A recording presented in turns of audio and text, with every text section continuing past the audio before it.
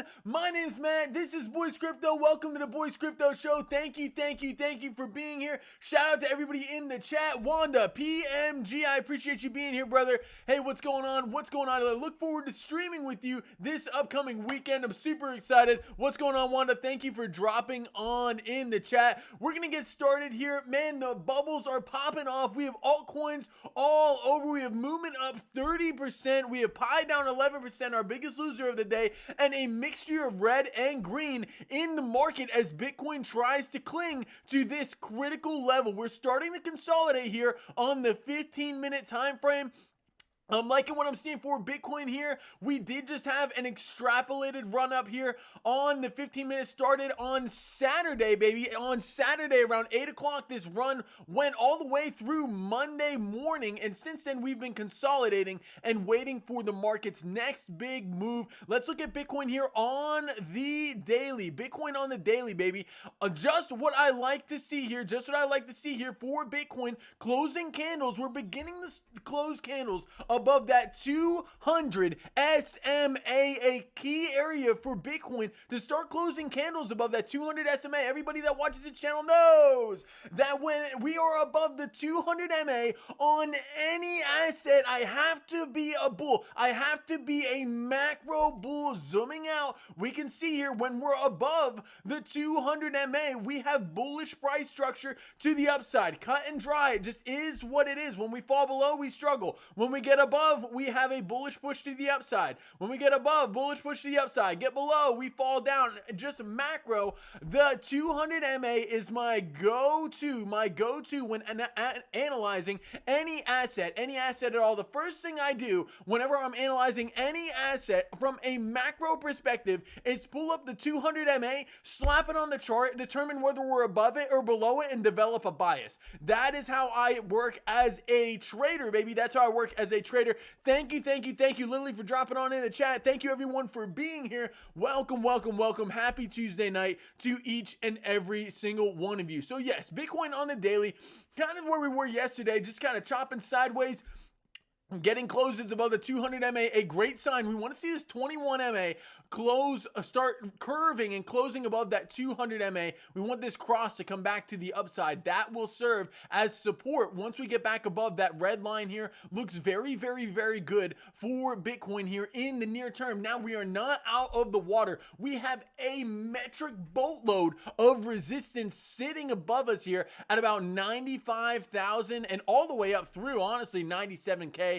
This is a massive area. 99K, this massive high volume node cluster that has been formed, where the bears did win out here on the tug of war we were playing for about 3 weeks around that $95,000 to $97,000 area. The bears won, and that level has been confirmed as resistance now, as we're zooming in, as resistance. Now the good news here, in the near term for Bitcoin, we are forming a massive and confirmed a massive bullish divergence on the daily, not just Bitcoin, but on almost every single altcoin in the game, at least in the top 100. Not all of them, almost every one of them are showing similar signs of relative strength here in the near term on the daily. We have that swing down in price action, while we have that swing up on the RSI indicator, hinting to us that we are likely to break this $95,000 level before we crack this 76K low. Looks very good to me for a reversal here for Bitcoin, baby, for Bitcoin. Now we are getting some chop here in the near term. Let's zoom on in here and see what we are looking at on the 15-minute time frame. The 15-minute time frame consolidating in this pennant here. In this pennant, we are looking to test that lower trend line here. It looks like we're coming down to test it right now. Not only will we be testing the pennant, but we'll be testing this 15-minute 200 SMA, a key area I want to stay above. Why? As we zoom on out here, we have a massive gap in the VRVP all the way back down to $84,000, and that can happen very quickly if we do not hold these key levels, this high volume node cluster area here in the near term. That likely we'll be able to see likely throughout the course of the stream whether this breaks to the downside or we are going to get that monumental bounce. That's what we're looking at for Bitcoin, baby. That's what we're looking at for Bitcoin. I'm not seeing any major divergence here on the 15-minute time frame. We can zoom in and see we're starting to play 200 MA dominoes. We broke the 5. What's that likely to do? Come down to test the 7. We break the 7, we're likely to come and test the 15, which are in confluence with one another, which is nice. So that serves as a massive area of support. Let's see if we get that bounce here off this lower trend line, the 7-minute and the 15-minute 200 MA coming at you for Bitcoin here in the near-term reviews. What's going on, man? Shout out to you. Welcome. Thank you for jumping on in the chat. Drop your altcoins, drop your questions. We're going to dive right on into it tonight. I am super stoked to be here with each and every one of you. Got to get that monster, baby. Got to get it fired up. Woo! Got to get it fired up, baby. That passion, that energy for not only crypto, but making money, baby. Making money. That's why we're here at the end of the day, right? So yes, we are consolidating here on the 15-minute for Bitcoin. What I don't want to see is any kind of rollover here. If we see a rollover this gap and the VRVP tells us that we could fall just as fast as we ran up here over the course of Sunday night into Monday, I don't want to see that here for Bitcoin. We do have high volume, no clusters beneath us, and we have been forming higher highs and higher lows here. Let's pull out a chart that we can see this. We have been forming higher highs and higher lows here on the 2-hour time frame. In the 4-hour, we've been seeing this kind of symmetrical triangle that did break up to the upside. We're breaking 200 MAs on the 4-hour, which is very, very nice. Starting to close candles like that above that red line is super key. We're getting that bullish cross. I love to see that. We haven't had this level cross since Bitcoin traded at about $100,000, if I'm correct. Yeah, up here at $100,000. The last time these two lines crossed, Bitcoin was trading at $100,000. So a very, very, very key cross that we're seeing here with the 21 coming up and crossing the 200. Now we did also have this downward sloping resistance that we did break out of, right? So we had this downward sloping resistance. We broke up to the upside. We had 3 touches, 1, 2, almost 3, 4, and then that 5th one, we were able to get that crank to the upside, break the 200 MA, and now we're in an area of, I don't want to say no man's land because we do have a high volume node cluster here, but we need to crack above that 88.2 level to get that squeeze potential all the way back up to 96. Yes, that would be an immaculate move, but the VRVP here says that it is very, very likely that we come up and test these. Once we start rolling that ball off the hill, we're likely to come up to the next trough, right? Which is currently sitting at about $92,000. That's exactly what we want to see here going on into the week, I love seeing candles close here above the 4-hour 200 SMA. That tells me that we're very, very likely to come up and test the 6-hour 200 SMA, which sits at about $90,000. Yes, there is short-term chop, everybody. I'm not financial advice, but I'm ignoring that. I have to ignore the chop right now. I have to ignore this choppy price action. They're like going bullish, bearish, wrong, bullish, bearish every 10-second candle, and it is driving me absolutely nuts. I have to go based off the macro time frames. This daily bullish divergence is incredibly strong. We're cracking 200 MAs. Yes, it's slowly but surely. You staircase up and you take the elevator down, right? Look here.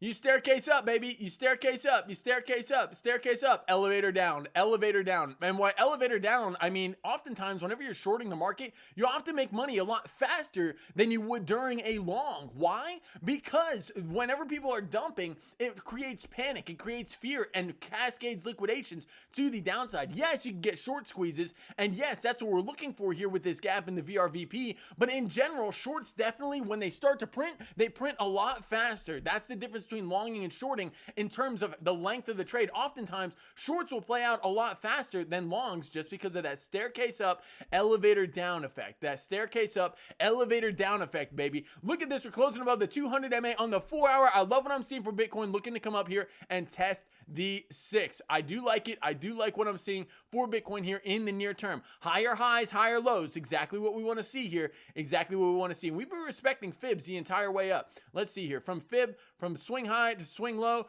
came down 618 retest. From swing low, swing high, come down almost to 618 right there, which was nice. And now we're looking at here, from the Fibonacci perspective, from the swing low to the swing high, we could potentially come down here and hit the 618,786, which is between $84,200 and $85,200. Very, very likely we could just keep staircasing up here. That's the staircase up effect. Right? Maybe create some kind of flag, and then we could get moving to the upside. That would be ideal for Bitcoin. Is it going to happen exactly like that? Probably not, but that is what has been happening here over the course of the past few days, or ever since, March March 12th, ever since 2 weeks ago. That 2 weeks ago? Woo, baby, it's been almost 2 weeks since we've seen $76,000. The opportunity to accumulate Bitcoin at $76,000 came and went just like that. Just like that. Absolutely crazy. Hey, going into the chat, everybody, shout out to everybody that is here. Thank you for being here. Thank you for being here. Lily Reviews, PMG Corey, thanks, man. API 3, we'll take a look at it, brother. I appreciate that. Cardano for Wanda. Yeah, we'll dive into Cardano. Give it to y'all, Gem, tonight. Hey, yeah, thank you, man. Thank you, PMG. I appreciate you, brother. And April with the fire emojis. I appreciate y'all. I appreciate y'all. We're diving on in. Starting off strong with PMG Corey, baby. PMG Corey. Oh, reviews. Yeah, let's look at Bera. Hey, Bera, you know, and this was one that I was long on, and I got out right. I got out at the wrong time, baby, on Bera. We got out like this wick or something like that. But I did see that we're struggling underneath the 4-hour 200 SMA. Oh, trading view, be nice to me, baby.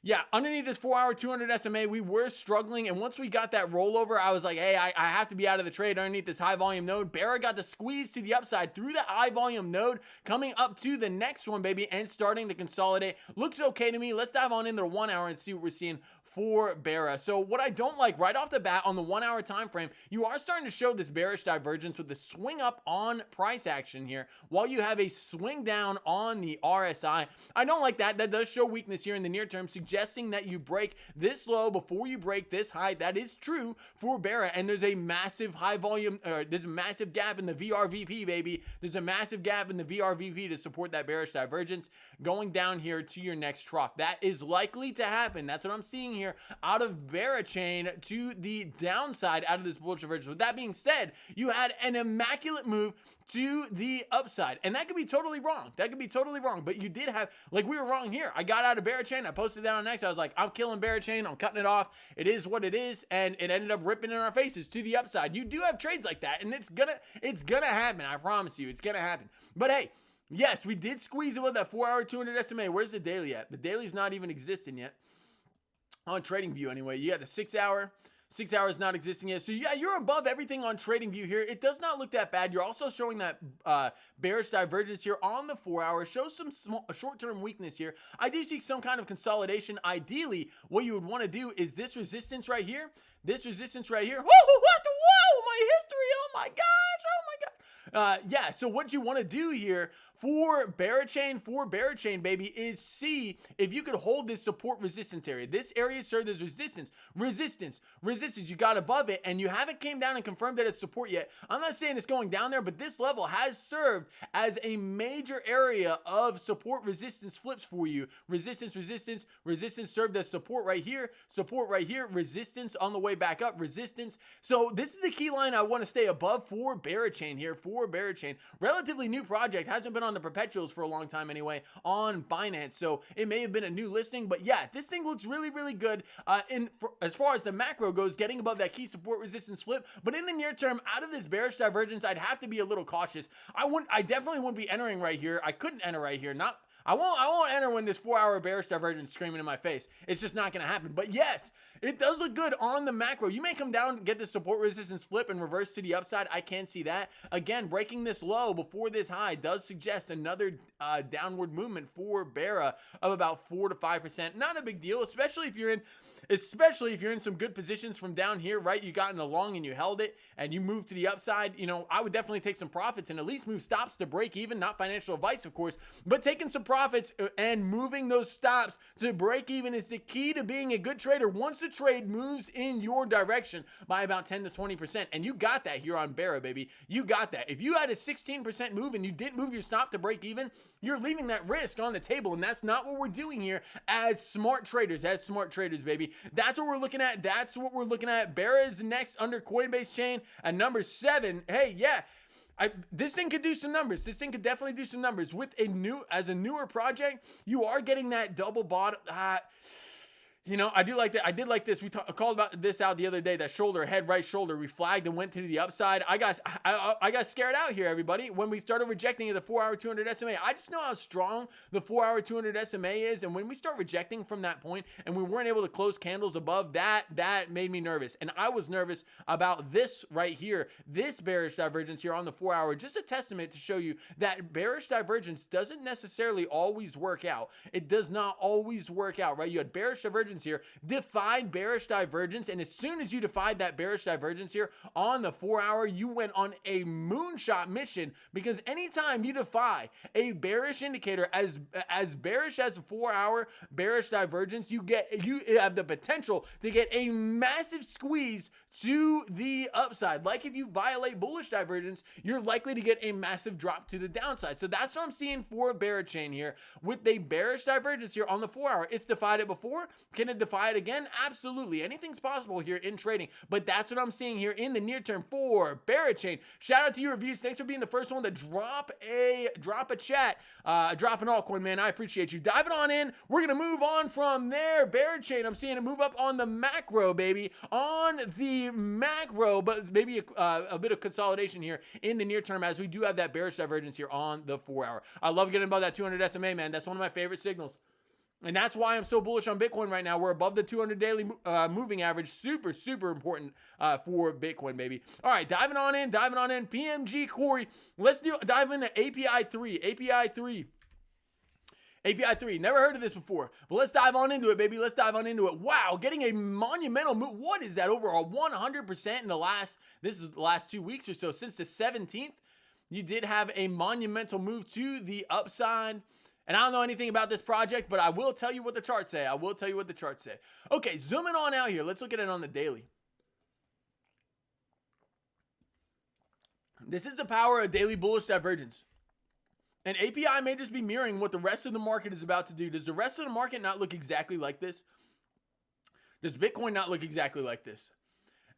You have the massive bullish divergence on a lot of these altcoins that is likely to play out to the upside, likely to break that high before that low, and API squeezed to the upside like absolutely nothing else. Rejecting at that daily 200 MA, that's okay. If you consolidate underneath here and you create some kind of a flag, that would look very, very good for the project. You did get this massive high volume node here, or this massive gap in the VRVP. Why, Boys Crypto? Why is there a massive gap in the VRVP here? Well, it's because nobody was selling at this point. These were all stop losses and liquidations that happened, as met right here. This high volume node coincides perfectly with the massive liquidation event we had back here on February 2nd and February 3rd to the downside. That's why this massive gap is here. It represents an area where a lot of volume has not been traded. It just represents that a lot of liquidations, a lot of stop losses got hit, and it executed orders that weren't necessarily meant to be executed by people. It was not spot buys. It was a lot of leverage positions getting wicked out of their positions. So yes, this is what we're looking at. This is what I love to see, right? You're getting lower high, lower low, or lower high, lower low, lower high, lower low, lower high. Or you could say this is a higher high. This is your first higher high. So now you're going to be looking for, this actually presents an immaculate opportunity for the cup and handle. Why? Because you have your swing low to swing high here, and you made your first higher high. Based on market structure, you're not likely to get a higher high and then a lower low. Very unlikely. So you need to speculate on where is your next lower high going to come in. You could say, hey, this was the higher, you could say that this was the higher high and this was the higher low. I'm not a huge fan of that. So I like looking at the macro. It just feels a little more natural to me, seeing that this was your first higher high in the sequence, because this would have been the high you would have had to break, and you did not break this down here. So this was the higher high, and now you're looking for the higher low. You could get any of these Fibonacci retraces here. For the safest play, I would wait for the golden pocket retrace if I was to enter. Now this thing could absolutely run, but I do know, after looking at everything like bounce token and things like that, have we not seen things that have ran up absolutely massively only to get capitulated upon. A golden pocket retrace from here would be about a 41 to a 60% decline right here, 52% decline right here. I'm not saying that's going to happen, but if it did, PMG Corey, that would be the immaculate long opportunity that I'd be looking at out of the cup and the handle. The cup and the handle down in this golden pocket zone, that's where I would be interested. Look at that 618 coinciding perfectly with that high volume node that's been created here over the course of the last few trading sessions, the last few weeks or months. This has been a month of trading right here. A lot of buy pressure came in here. I love what I'm seeing here for API 3, potentially cup and handle. Now, are you going to retrace that deep? Doesn't necessarily have to happen. Let's see what is going on the smaller time frames. Let's clear up some of this. Okay. So we do have a clear support line right here. Clear support line. And now you're kind of forming a shoulder, head, right shoulder. That got defied. That's not looking bad. You know, it's hard to call right here. You do have a downward sloping resistance line. You're consolidating here. I will admit that you are consolidating. I wouldn't go as far as to call it a flag. That would look like a really ugly flag to me. And it just kind of gives me those shoulder, head, right shoulder vibes. Like, flip this upside down, man. Would this not look like a great opportunity to long to me with this gap? If I saw this on the charts, you have that gap in the VRVP with the shoulder, head, right shoulder vibes going up through that gap in the VRVP to about 86 cents, right? Now we flip it back up normally, and yes, that'd be looking at like a short scenario right here for API 3. Am I going to short this? Absolutely not. No, there's a lot of squeeze potential to the upside as shown here by the last few daily candles. Let's see if we get on our Fibonacci's, baby, on our Fibonacci's, going from, we'll take it from this impulse here to the swing low. You did come up into the golden pocket retrace, a bearish 618, 786 retest to the upside. So yeah, based off of this, I would be looking at that golden pocket cup and handle, baby, the cup and handle for API 3. And I'm actually going to set an alert here because that would be something that I'd be very interested in longing at. Once we come down to that 618, 786 area, I'm going to put an alert here. How do you put an alert on TradingView? Just go over here on the side and you can hit this plus button here, add alert on API 3, and then it will give me this little white arrow, and that'll tell me, hey, my computer will go off, right, like a submarine sonar whenever the price of API 3 gets down and hits this level. So I could go off this chart and do whatever I want to do and not pay attention to the chart, but then as soon as API 3 goes off, TradingView will start flashing and give me that notification. So I'm going to set that notification there, man. It looks good on the macro. You're going to want to start closing candles above the daily 200 SMA. I don't think that's very likely based off of the squeeze that you already got. I see some kind of consolidation, whether you flag out here, and we don't know what the flag will look like, but if we flag out here, that would look like that would look nice. But I think you're more likely to get that cup and a steeper retracement to the handle, that 618, 786 area, where that high volume node can then be flipped into support for the upside bounce. PMG Corey, that's what I'm looking at. Thank you for putting that on our radar, man. That's on my alerts now. I will be keeping track of that, baby. I will be keeping track of that. I appreciate you. I appreciate you. PMG Corey Reviews, thank you for dropping those coins. Wanda for Cardano, baby. Cardano, ADA, Cardano ticker.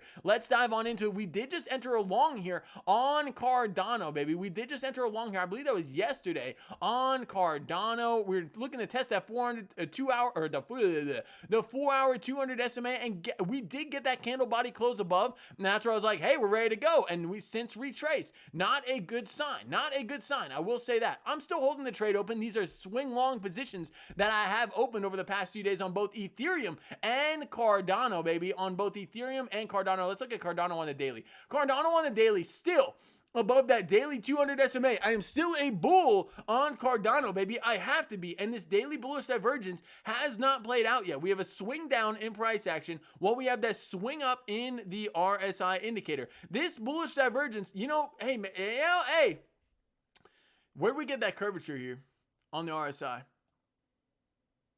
Yeah, this bullish divergence did play out to the upside. You did get that squeeze. So with this squeeze here on the strategic reserve announcement that was back here on the 2nd of March, it did squeeze and fulfill that daily bullish divergence. With that being said, we are still trading above that high volume node right here. There's so much support here for Cardano. It is absolutely ridiculous. The stop on our trade is about 65 cents down here below this wick. I don't see us coming down there for Cardano, even if we did get that bearish retrace to the upside, as we did make a higher higher high here, you get the high, for the swing low to the swing high, we came back to the 886, currently consolidating in the golden pocket, looking to reverse to the upside. I see upside potential for Cardano almost like nothing else, baby. I think Cardano is going to be an absolute monumental moneymaker this bull run. Of course, not financial advice, but we're trading above a high volume node. The RSI looks good. Let's pull up the stochastics here. Stochastics. I had to get rid of that for the video I was working on a little earlier, where I dive into bullish and bearish divergence and the differences and how I use that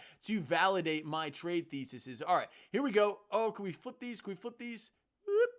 No, we can't. All right, I'll deal with that later. But yes, pushing up into that overbought region, I want to see these get pinned and Cardano get a squeeze. That is exactly what I would love to see here for Cardano. Speculating on the upside for Cardano being absolutely massive. This gives me major XRP vibes. It gives me major XRP vibes before it started ripping to the upside, baby, to the upside for Cardano. That's my analysis on Cardano. Coming back to that 886, altcoins do that all the time. Currently consolidating in the golden pocket, looking to rebound off of this daily 200 MA to the upside for Cardano, consolidating on that high volume node, baby, on that high volume node. All right, diving on into the chat, Thank you, everybody, for being here. Sin Nasty Kid, what's going on, man? Welcome.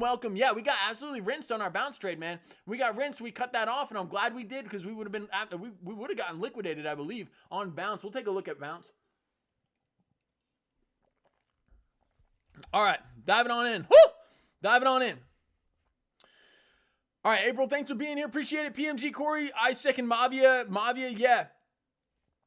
Mavia, I don't know if that's a coin. Brother. Oh, Mavia USDT, Heroes of Mavia. Oh, from PMG. Yeah, man. Yeah, let's do it.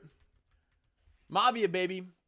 Here's a Mavia on the perpetuals. This might be, is this what you guys are talking about? Here's a Mavia perpetual contract. Yeah, that's what we're looking at. All right, this is on, we're looking at the MEXC chart here. Mavia, baby. All right, on the weekly, daily. Let's see what we got. Mavia, getting that squeeze to the upside. So whenever you get a squeeze to the upside on the daily, what's the first thing you have to do? So you had that lower high, lower low, and now you have that higher high come in on the macro for Mavia. Where are we likely to retrace? Everybody on this channel knows, hey, from swing low to swing high, where are we coming down to? Oh, weird, the 786? Yes, the 786, and you got that massive squeeze to the upside for Mavia of about 117% in a singular day. Wow, that was absolutely that was a monumental move. That's a monumental move. Now you're sitting above the high volume node, sitting down here at about 27 cents. Mavia, baby, Mavia. Zooming on out here. Where'd this thing used to trade at? Good night. This thing used to trade up at about $10. Mavia looking for a reversal here. Maybe coming up to tease at 200 MA. I do want to see, after you make that higher low, I want to see another higher high be created. Higher high, higher low, higher high, higher low. That's what I would like to be created here for Mavia. This bullish divergence. The bull div is there. You do have a swing down here on the daily. To me, even if you don't swing down as hard on the RSI indicator, that's still bullish divergence to me, because that does indicate a change in trend momentum, and you did get that squeeze to the upside, validating that bullish divergence. Let's dive on in here on the smaller time frames. Looks very, very good to me. You got above the 1 hour 200 SMA. The 1 hour 200 SMA, you don't have any bear div, any substantial bear div or anything here. Stochastics are reset. Flagging out, baby. Flagging out. Thank you, PMG, for dropping this on our radar, baby. For dropping this on our radar. I appreciate you, man. I appreciate you. Flag and drag, as J4 does on League of Legends. To all the League of Legends players, shout out to you guys if any of you guys are fellow nerds like that. But yes, to the upside for Mavia. Looks like it wants to go on another run here. You can only trade this on, what, MEXC and Bybit, right? But 66% potential move to the upside for Mavia, and that could happen as early as tonight, everybody. Throughout the night, looking to move for Mavia. The stochastics are reset on the hour. The 2 hour looks to curve. It looks very, very good. These 21s are a little far away from price action. Not too much of a concern, but if you could get that squeeze to the upside, the 21 will be will be pulled with price action here, as you did get that squeeze. You see how the 21 curves very, very rapidly, even on the 4-hour time frame. If you get another 60% squeeze, this thing, the angle will be a lot steeper, and 21 will meet up with price action eventually, whether it's now or on the next flag, moving to the upside. That looks really good for me. Hey, I appreciate you, man, for dropping that on in the chat. I didn't really know what you were saying at the beginning, but yeah, hey, I got you, man. I got you. I just, when I saw the USD thing, USDT, I was like, that's a coin, baby. That's a coin. Hey, what's up, BMG? Thanks for jumping on in, man. Thanks for jumping on in. I appreciate that. Mavia, baby, to the upside. Looks good to me, baby. Looks good to me. You're above the highest volume node here at about 40 cents. At about 40 cents, looks very good for a squeeze to the upside. All right. Here we go, baby. Here we go. We got Bera. Yes, we went over Bera. Mavia, PMG Core. Yeah, man, it looks good. It looks very, very good. Sin Nasty Kid. Auctions going down to 15. We'll look at virtuals. Yeah, man, absolutely. Auction. Let's look at bounce. Bounce. We were in a long yesterday on bounce. Why were we in a long? Why were we in a long on bounce? We were speculating on the 786 holding. It did not, right? And we did cut off the trade early. We cut off the trade early over there on X, baby. We had to. We started losing this 786 and we never went back. We got up somewhere around here, around that 2050 area. And now we're trading at about 5% lower than there. You got to know when to cut off trades, everybody. When this thesis is invalidated, when the 786 doesn't hold, you're likely to come down to the 886. Yeah, that's down at 14 bucks, man. $14. Yeah, in here you may get a wick down to 14, hit the 886. Not looking good for bounce token. Look at this thing on the daily. Wow. What the? Look at this for bounce, man. I can't count. I know a lot of people got absolutely smoked on this, right? A lot of chasers up here, a lot of retail chasers got absolutely smacked. Probably more devastatingly in 2 days than a lot of other assets. Then you probably got hit harder on auction than you did on the Trump coin rug pull or anything like that. Like this was a massive drop to the downside if people did chase. But we know on this channel not to chase these green candles like that, not to chase things that have monumentally went to the upside. Now, Sin Nasty Kid did pull this out and drop this on our radar when we were breaking above the daily 200 SMA. This was a monumental move, and if you got in on this, congratulations. A 3 to 4x in just a couple of days. 2 weeks, in fact. I think it was less than 2 weeks, from the 7th of March to the 22nd of March. In less than 2 weeks, you 4x your money. That's why we talk about taking profits along the way up the, and I don't own this coin personally. I don't know much about it, but I do know that if I was up 400%, I would at least take out my initial investment, baby. When I'm up double, I had to take out my initial investment. That's how trading works. You got to take the risk off the table while it's there. If not, if you start layering in, and this is the problem when people average in, all the assets going up, all average in, and you go up, and your entry price goes up, and you have something like this happen. That's the danger of trading, baby. That's the danger of trading, and a lot of people don't acknowledge it. And bounce token, let this be a lesson to us all, not to chase those juicy green candles once they've started. The area to get on bounce token was down in here, on that crack of the daily 200 MA. You could have gotten in here, put a stop below, right? Whenever you break the 200 MA, you put a stop below the recent low. Those are always valid trade ideas. And if you would have done that here, that would have been a very, very valid trade. I didn't take that. That wasn't something that I was tracking, but Sin Nasty Kid did call this out. Shout out to you, man. I appreciate you bringing that. You got the 3 white soldiers, and boom, to the upside. You never look back until some whale or something started selling, and you had a massive capitulation to the downside. Somebody made a lot of money on this coin, but most people got absolutely destroyed. All right, diving on in, baby. Auction likely to go down to 15. I agree with you, man. I agree with you. Virtuals, baby. Virtuals. We called the bottom on virtuals here just a couple of weeks ago. We did call the bottom on virtuals at about 59 cents, currently trading at 79 cents. Why are we calling the bottom on virtuals? Well, we were calling the bottom on virtuals because it was showing a massive bullish divergence here. Let's get rid of some of this. We're making higher highs, purposely circles, higher or low, higher high, higher low, higher high. Where's the next likely higher low to come in? We'll zoom on it. We'll take care of this first. Where's the next not likely higher low to come in for virtuals from swing low to swing high? Next higher low likely to come in this golden pocket down here between 72 and 68 cents, 68 and 72 cents. That's where I'll be looking for a bounce for the next leg up for virtuals. Also confluent with this high volume node right here. You may get front run at the 618 by this high volume node. There's a lot of buy orders in there for sure. That's where the bulls have won out before. So let's clear this up and see what we got on the charts. So virtuals, baby, virtuals. We did get that massive bullish divergence here. We have that swing down on price action from all the way up here. This is a massive bullish divergence.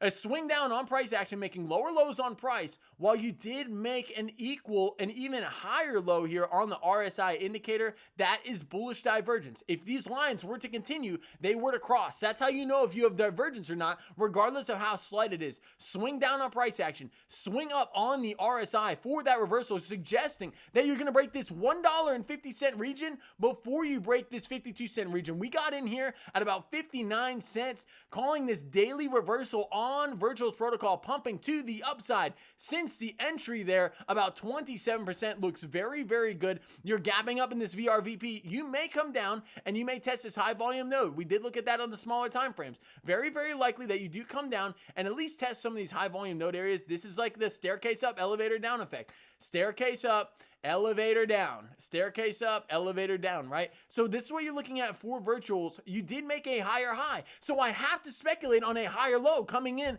for this asset in the meantime. In the meantime, we have the swing low to swing high. The next likely area for that high, that low to come in is down here around the 200 MA on the 1 hour time frame between the 618 and the 786, between 68 cents and 72 cents. That's what I see for virtuals, baby. I think this is going to be one of the, I do own this on spot as well. I think this is going to be one of the biggest players that is flying under the radar right now of this bull run. I think this is going to get a massive squeeze to the upside, and I'm not just saying that. I'm saying that because the charts agree. We have a massive daily bullish divergence. Where is it at? A massive daily bullish divergence here on the charts, getting that squeeze up to $1.50. If we get to up to $1.50, look at this high volume. Look at this gap in the VRVP that's above $1.50. The squeeze potential here up to about 260 is monumentally insane. That is a 3x without leverage from here. It could be a monumental trade for anyone that is looking to get into virtuals even now. Now, there was a much better entry at 59 cents, but a still valid trade idea would be to take a long, put a stop below the low, and go all the way up to this 265 region. That's a 5-to-1 risk reward ratio, and you can take some profits here at the high volume node. Take some profits here at the high volume node. You can take some profits once the bullish divergence plays out, and you can take profits at the full target all the way up here at about $2.50. Looks good for a reversal for virtuals protocol. And even if you're bearish, say you're like, oh, virtuals is absolute trash, it's going to zero. Well, where's your next lower high likely to come in? At the 618, 786, almost at the target. Almost at the target up here at about 225. And if it rejects from there, we're in here, out, and then it doesn't bother you. It doesn't bother us. That's what we're looking at for virtuals protocol on the daily for the reversal, baby. For the reversal. That's what I'm looking at, reviews for virtuals protocol. I appreciate you diving on into the chat, man. Diving on into the chat. Yeah, hey, manipulation is a result of some of these manipulation is some of the results of some of these coins, man. Like, you get that squeeze to the upside. I'm gonna pull up this chat here. We get the squeeze to the upside, and you could get a massive, depending on how much people own. Woo! Depending on how much people own. Oh my gosh, I lost my chat. Depending on how much of an asset people own, it is very, very important for you to understand that the one person can wreck an entire setup, an entire play if they want to hit the market sell button. We did have a market sell on Bitcoin when we were trading up at about $100,000. That dropped the price of Bitcoin to $90,000. He sold like $13,000 on Bitcoin at market price. So he just sold it all the way down. He didn't care about the price. He just took, he likely just exited the market forever. That's what I would suggest. That's what I would think. But yeah, man, hey, that's what I'm looking at reviews for virtuals, baby, for virtuals. Wanda wants to look at Move, the biggest mover of the day. Move on the move. I know that's corny. I know it's super corny. Move getting a monumental squeeze to the upside. One of the coins that was added to the World Liberty Financial Wallet. There may be some news on this. There may be some movement.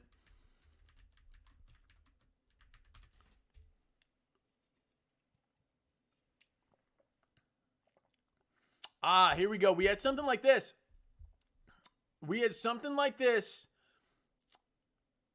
Yeah, we did have something like this on Jupiter. If we remember when Jupiter announced their buybacks movement, looking to buy back some of its tokens from one of the bigger whales. Interesting, very interesting, very interesting. So yeah, you did get that news on movement, getting that squeeze to the upside on the daily, looking very, very good here. You did have that bullish divergence, which has now played out. Some of these coins are popping off earlier than others, and I just see this as foreshadowing for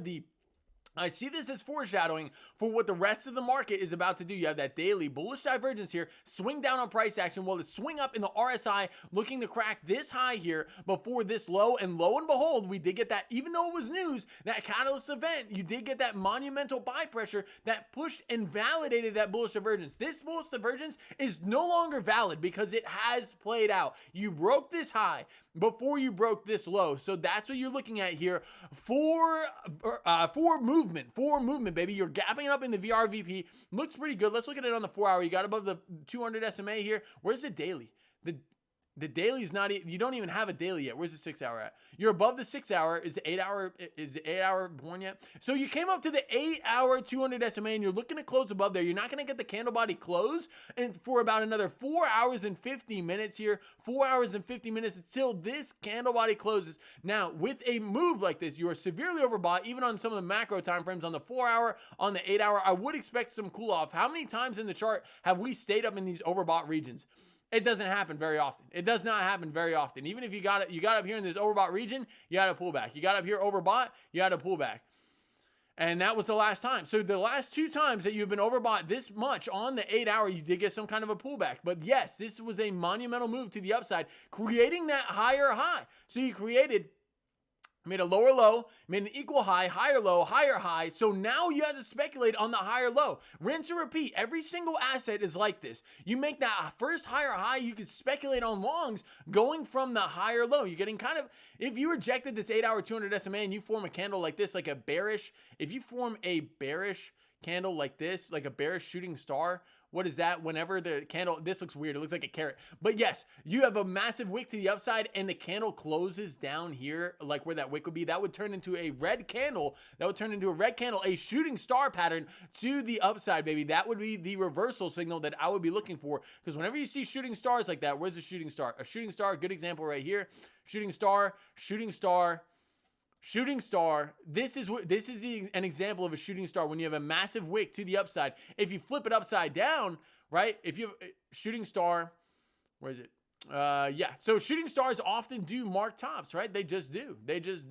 So, but on the other side, these massive wicks to the downside that get bought up when you have these bullish candles that get bought up, and you have these big wicks to the downside, they often mark bottoms. Here we had a reaction. Where are the next ones?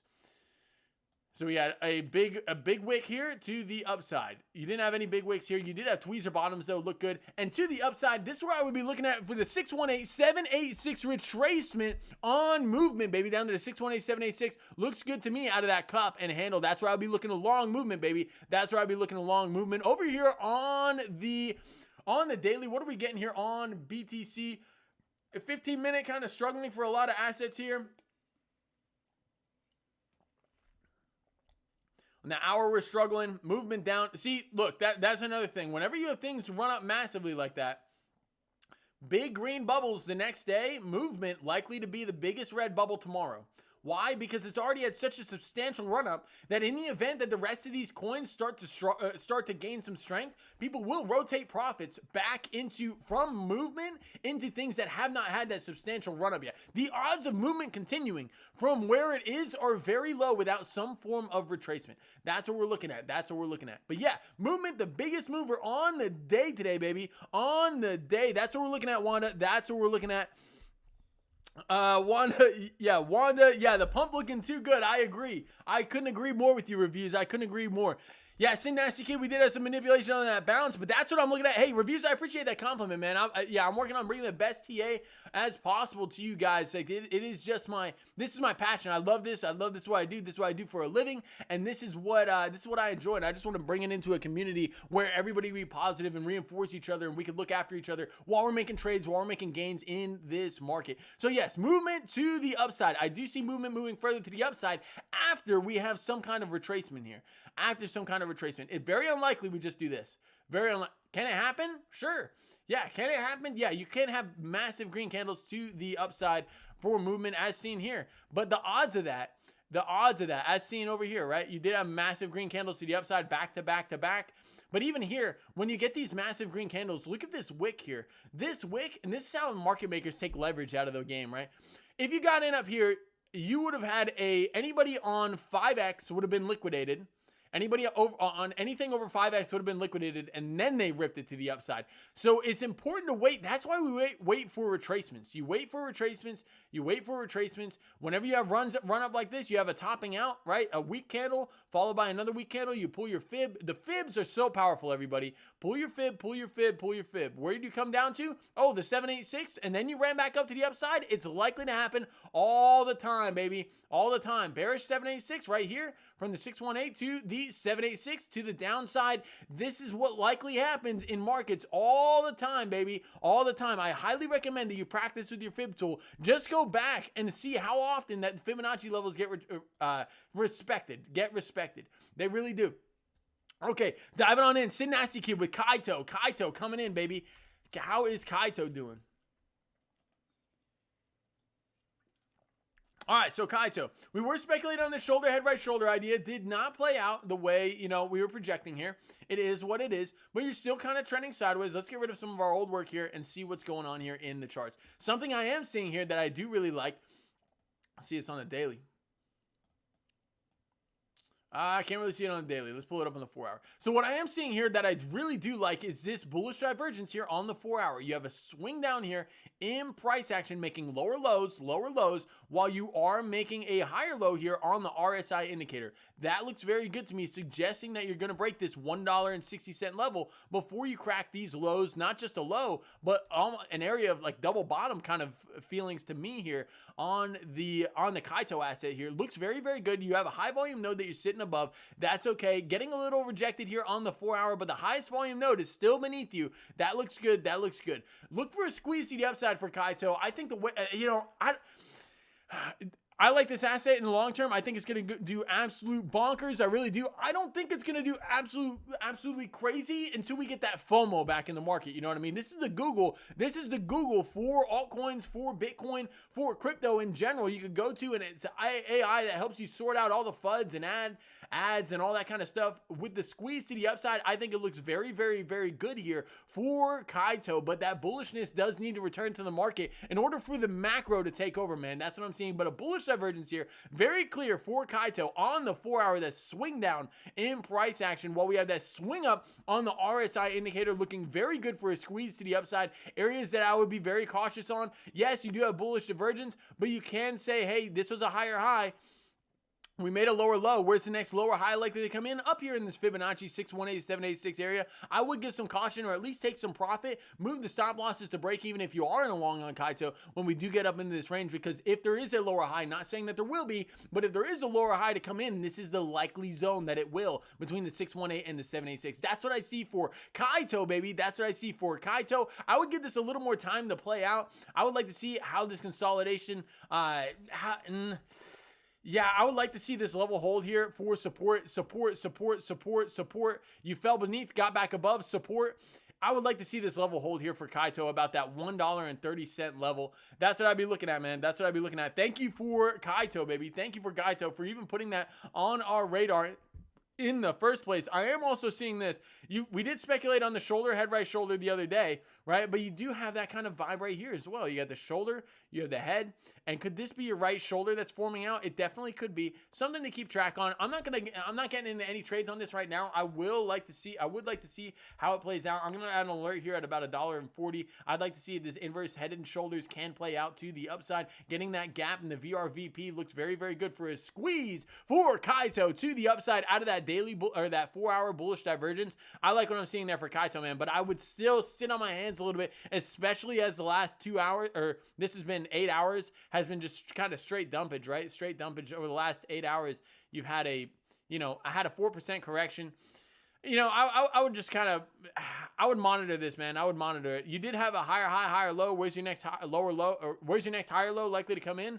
Here, let's look at it on the 2 hour. Your next higher low, you did get rejected at the 2 hour 200 SMA. Not what I like to see. You have not been able to close a candle above this level, and it is trending down pretty sharply. We could also pull our fib from here, a local fib from low to high. You did come down exactly perfectly to that 786, almost to the dollar. If you can see right there, I got front ran just a little bit. No, it didn't. You go all the way up to the wick here. And it came down almost to the dollar, baby. Almost to the dollar on that 786. Yeah, that golden pocket is very, very strong for bounces. And even if you don't get, I'm not saying the golden pockets get reversals to the upside every single time or to the downside, but the reaction is what you're looking for out of those golden pocket areas, because it's an area that is highly likely to serve as a reversal, on any assets, whether you're in the bullish or the bearish bias, or whatever direction that the price is moving. You always want to be pulling your fibs. Always, always, always pull your fibs. That's the number one tip that I could give you guys. Learn how to draw your fib. I'm going to do a Fibonacci tutorial. I'll do a Fibonacci tutorial. I'll work on that later this week, and I'll release that video here on my channel so you guys see exactly how I do it. How do I know where these fibs come? Like, just by eyeballing it, I could be like, oh, this is likely a 786. How do I know that's likely a 786? I'm not scanning with my eyes. Oh, that's like a 78% retrace. It just looks like this is the area where you're likely to come down to whenever you're making higher highs, higher lows, higher highs, higher lows, higher highs, higher lows, right?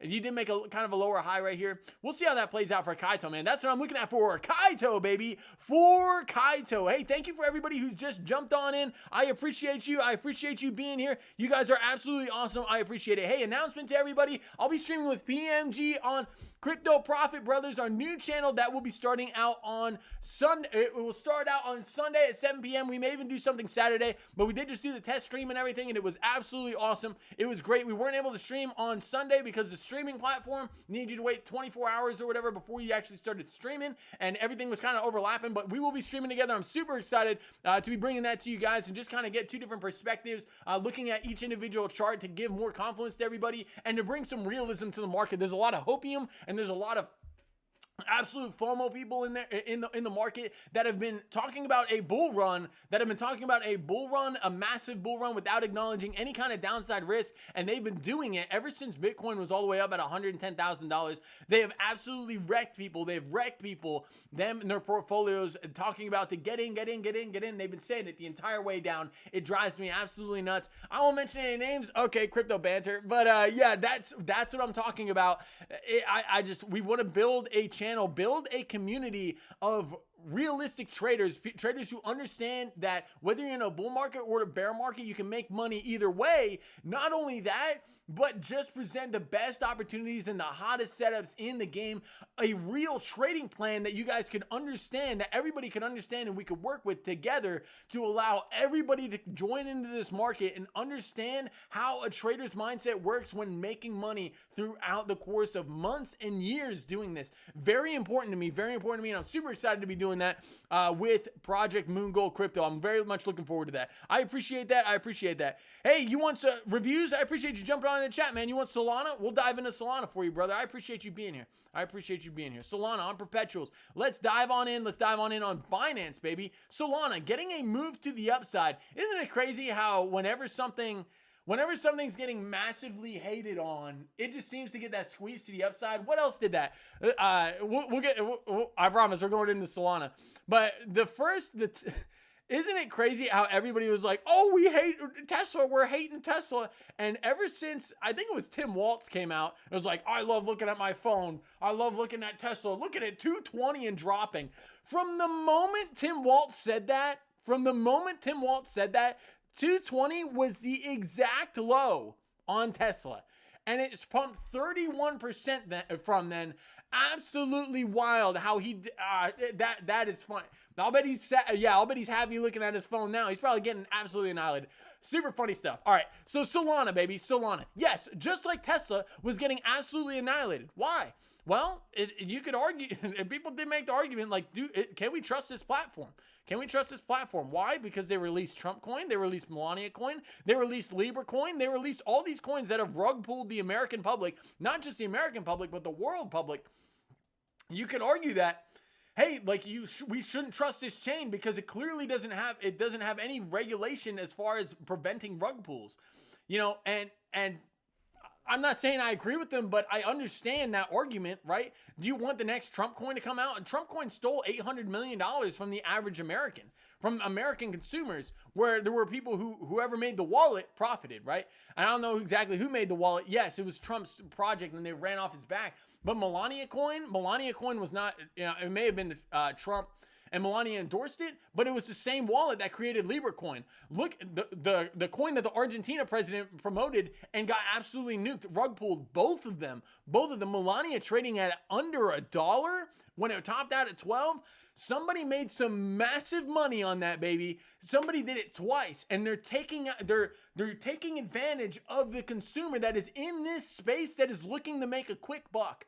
But yeah, so Solana, the sentiment was at an all-time low. Whenever sentiment's at an all-time low, Ethereum, that's when you want to be looking at taking long positions because the squeeze potential to the upside is absolutely massive. Solana off the lows out of this bullish divergence here. Let's pull it up on the daily.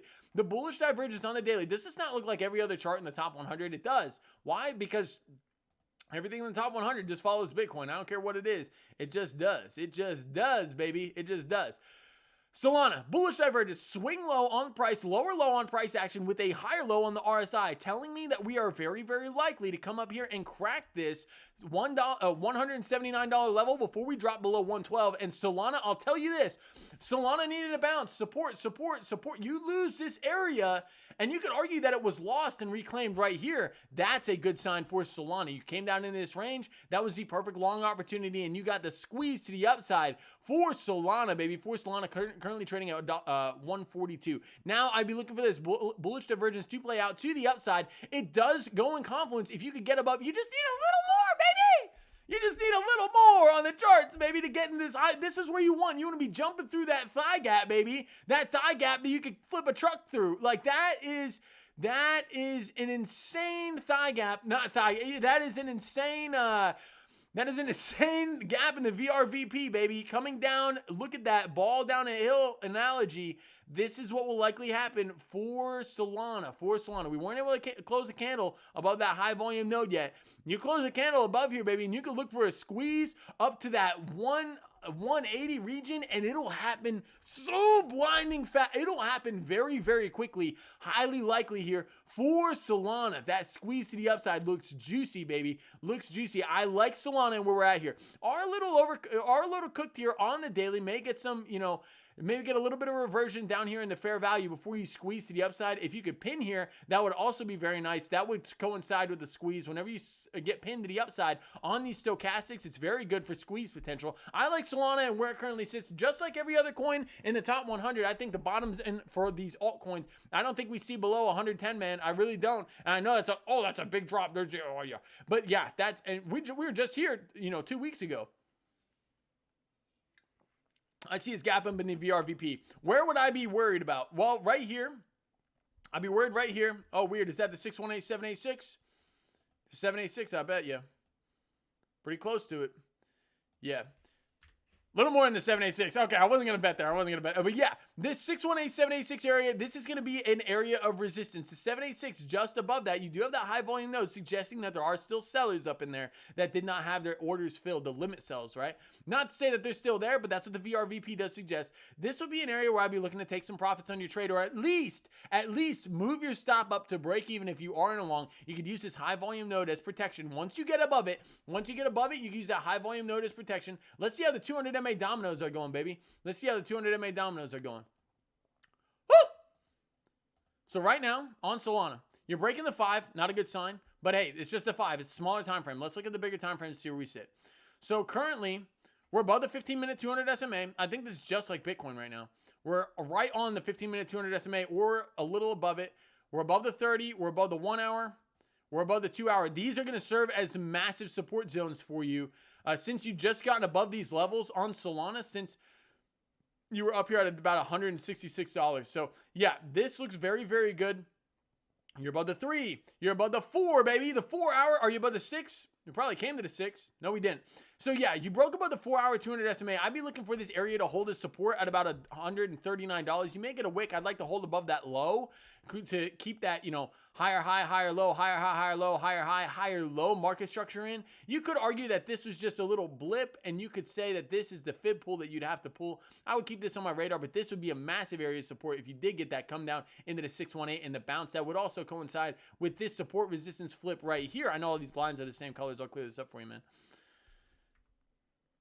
So yeah, that would coincide with a support resistance flip confirmation right here before moving to the upside. You do have a high volume node trading right above where you're at right now. So that's something to be not concerned about, but just acknowledge, right? Just acknowledge. I'd wait to see some kind of strength right here. I want to start closing candles above this high volume node here for Solana. You got the cross coming, the golden cross. Golden cross to me, baby. It's the 21 crossing the 200. Looks very, very good for a squeeze to the upside for Solana based off of this giant gap in the high volume node. I think the upside potential for Solana here is very, very underestimated. Very, very underestimated. I think Solana can squeeze. I'll be a super bear for Solana if we break below the prior low. We break below and violate this daily bullish divergence. To me, that's it for Solana. That's an if-then scenario. An if-then scenario. If Solana is done, right? To me, violating this bullish divergence on the daily, you'd be breaking this macro area of support. That would be it for Solana for me. I'd be like, yeah, I would sell all my, I'm not going to lie to you guys. I would sell my Solana bag. I would sell my Solana bag if we did drop below this level. I would have to. That would signal the end for Solana for me. But right now, I'm holding strong, man. It looks really good for a reversal to the upside, baby, for Solana. All right, diving on in. Hey, thank you for diving on into the chat. I appreciate you, man. I appreciate you. Pyth. Yeah, man. We'll dive on into it. I appreciate you. Let's dive on into Python. This was a cool project. Python's a cool project. It really is. It kind of got overtaken by when the Virtuals protocol came out. This thing kind of got absolutely annihilated. And I understand that it's a competitor to it because with all the AI agents being able to write code and things like that, I don't want to say it made it obsolete, but the team is still there for Python, and I think it can still do damage. With that being said, I have to acknowledge you did exactly what you don't want to do on any kind of chart, man. You fell below, not just the bear market lows, right? But you were hitting on this support level over and over and over again, that police with the battering ram, and they finally got through. And when you did, you came back up and you perfectly retested it for a support resistance flip. Previous support became future resistance. This is what you want to see if you're longing on the inverse side. You get above resistance, right? You get above, you hit resistance, get above, treat it as support, and that's the immaculate long opportunity. And here we are on the other way going, you have resistance. And that support resistance flip is so strong, man. I don't know if we can recover. Look at that high vol. Look at these nodes up here. Those are massive resistance areas. It looks to me like a lot of people want to sell Python. Now, all I'm saying here is if you're looking at some of the juiciest prices, man, if you want to look at some of the juiciest prices for Python, and I'm not saying to get in now, I'm not personally invested in the project. I think the project is cool, but I am not personally invested in Python. Here we go. You're looking at this daily bullish divergence like a lot of the other altcoins are, man. You have that swing up on the RSI. This is something you can't ignore. Every time I stared daily bullish divergence on the face and said, oh, we're going lower, it has wrecked me. It's wrecked me. And I've learned from those mistakes, and I will never short this. I will never short a daily bullish divergence. It is not in my denna. It's not in my denna. Shout out to Zootopia. Yeah. I used to watch kids at the YMCA, not like watching them in a weird way, but I used to like babysit there. And whenever I'd be in the kids' room, they'd always want to play Zootopia or Finding Nemo. So I know both of those movies from front to back, cover to cover, by my hand, man. I haven't seen those movies since I've had that job, but it was straight. It was like a year. I was there for like a year. And I watched Finding Nemo during my hours that I was there.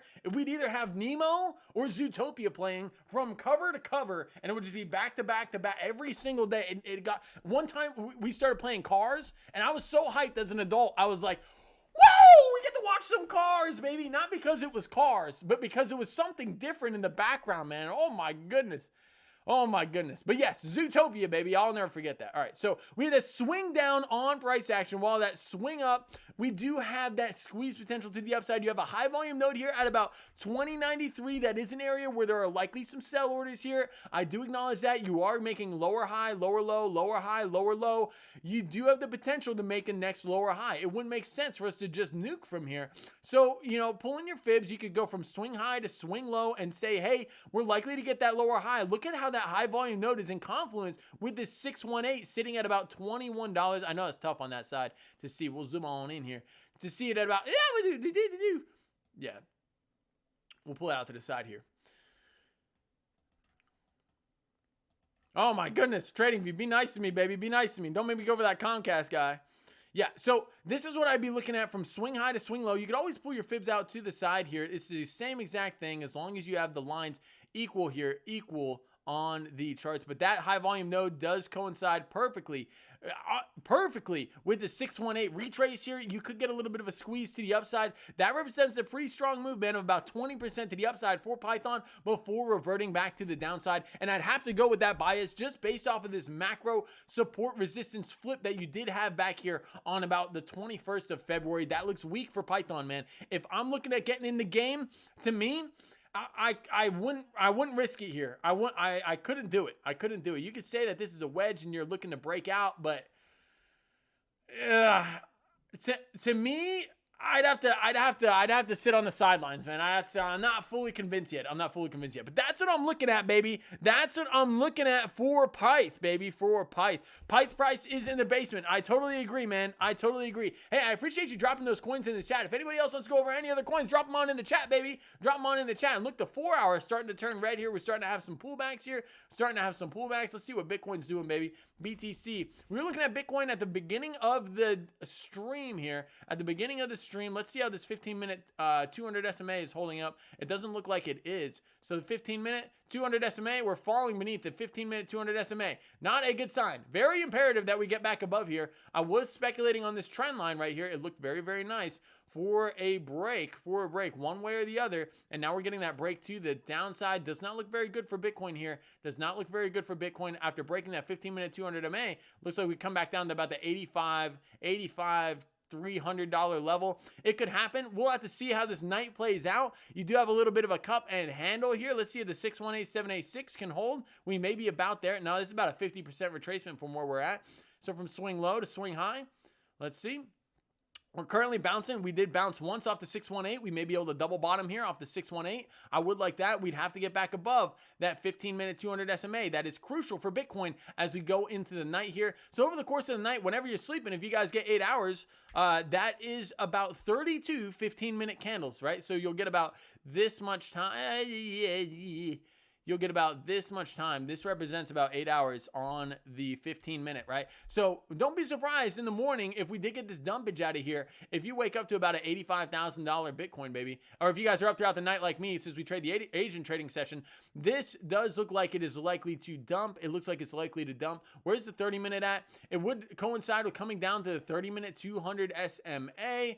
We'll see if we get back above here in the near term. I want to see if there's any divergence. The 15-minute stochastics are reset, saying that we may be able to get back above here. We'll see. We do have no bullish divergence there. What about the 5-minute? Nothing.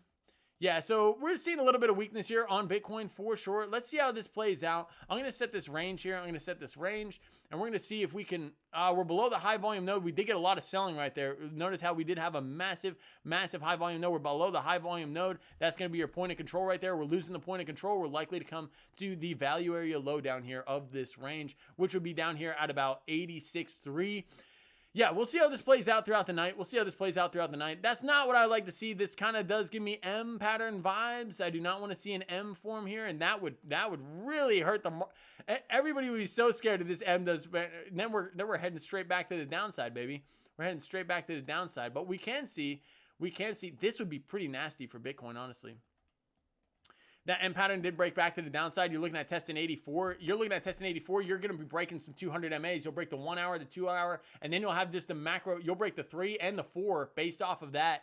I want to see this 4 hour 200 SMA hold here, baby. I want to see this 4 hour 200 SMA hold here. We got here. Come on, Bitcoin. Hold up, baby. Hold up for us. Hold up for us. Man, we need a squeeze to the upside. We need it bad. Bitcoin, baby. Looking kind of weak here, not gonna lie, not going to lie. Like if this was flipped upside down, that would feel pretty good as far as like a long opportunity. So we'll see. Man, come on, Bitcoin. Be good to us, baby, be good to us. But that's what we're looking at for Bitcoin here in the near term. I don't want to see this M play out, I really don't. You're looking at the 618, 786 retrace from here, from the swing low to the swing high. You're coming into the golden pocket. Let's see if we get that bounce here out of the 8677, 86777, baby. 86777 next our likely bounce zone if we do not bounce from here at the 618. That's what I'm looking at for Bitcoin as we go throughout the night. Synastic Kid wants to look at MetaDrip, baby. MetaDrip. Let's dive on into it. MetaDrip. Crypto, baby. Crypto. Medium. I swear we pulled this up. MetaDrip. There we go. Drip, baby, drip. All right, here we go. MetaDrip. We pulled this up the other day and we said, hey, remember, we're likely to get, once you have that initial release, this is a low market cap token. This is one we've been talking about here since Synastic Kid brought it up to our attention. I greatly appreciate you for that, man. Look, we have a key support zone that you were bouncing off of over and over again. And I said, hey, if we were to lose this support zone, it was likely you're going to the depths. This is an area you likely do get those massive retraces once coins do, after they get their initial hype, right? They get that hype out, people start selling, redistribution of funds, and now you're back at almost once you began.